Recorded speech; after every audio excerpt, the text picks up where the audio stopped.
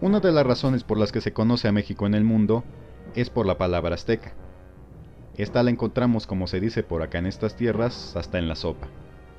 Imperio Azteca, Estadio Azteca, TV Azteca, Selección Azteca, Calendario Azteca, vinos, videos, chocolates, productos de belleza, bancos, tortillas, calles y un sinfín de productos y servicios que llevan esa palabra.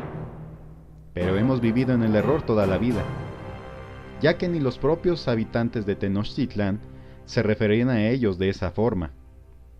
Para entender esta confusión acudamos al origen de la cuestión azteca-mexica.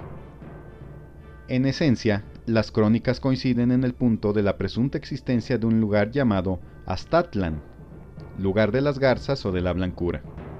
Aztatlán, palabra apocopada que es conocida como Aztlán, o también Aztlán Chicomostoc. Sobre este lugar existe una versión del cronista indígena Cristóbal del Castillo, parecida a lo narrado en la Biblia sobre el éxodo de Moisés y los hebreos al salir de Egipto, la cual refiere que los gobernantes de Aztlán Chicomostoc se llamaban aztecas chicomostocas, y quienes le servían a estos como pescadores o tributarios eran denominados mexitin.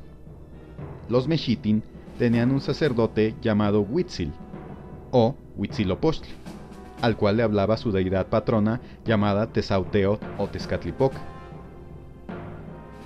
el cual le indicó a Huitzilopochtli que habría de dejar Aztlán para ya no seguir siendo sojuzgados por los aztecas, y que encontrarían otro lugar donde poder instalarse y vivir.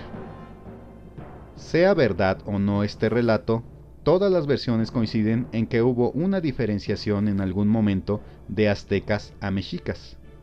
Como ejemplo de ello, otra versión refiere que su ahí dios Huitzilopochtli o Mexitin les dijo que ya no serían aztecas, sino mexicas, dándoles a los recién nombrados mexicas armas consistentes del arco, las flechas y la redecilla, tal y como aparece en esta lámina de la tira de la migración.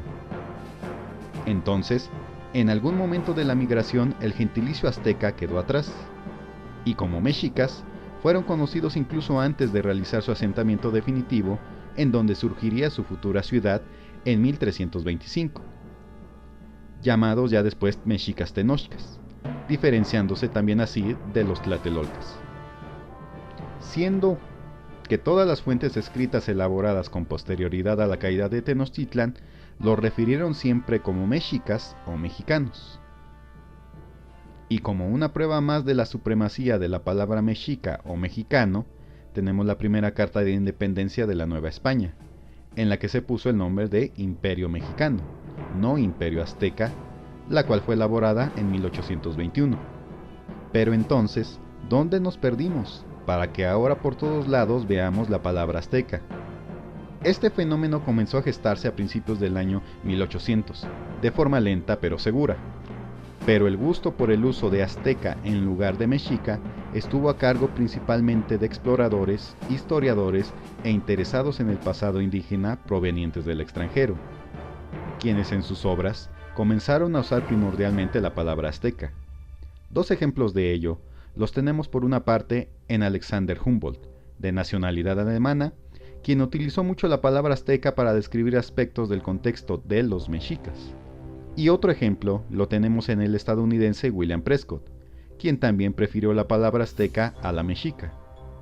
Por lo que durante un periodo de más de 100 años, la palabra azteca fue ganando terreno. Ya fuera porque en el extranjero es más fácil decir azteca que mexica, o bien porque la palabra mexica se confundiría con los habitantes del recién independizado Imperio Mexicano. Así, por ejemplo, en el idioma inglés no existiría gran distinción entre mexica a mexican.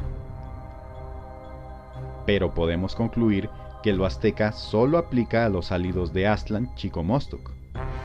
Y solo 300 años después de la caída de Tenochtitlán, se dio la sustitución de mexicas a aztecas, los cuales serían así conocidos por todo el mundo. Y en la época actual se está volviendo a dar poco a poco la conversión hacia lo mexica, una vez más, en sustitución de lo azteca. Denle like y aprieten la campana de notificaciones para nuevos videos. Que el conocimiento sea para todo el mundo y nos vemos en la próxima. Gracias.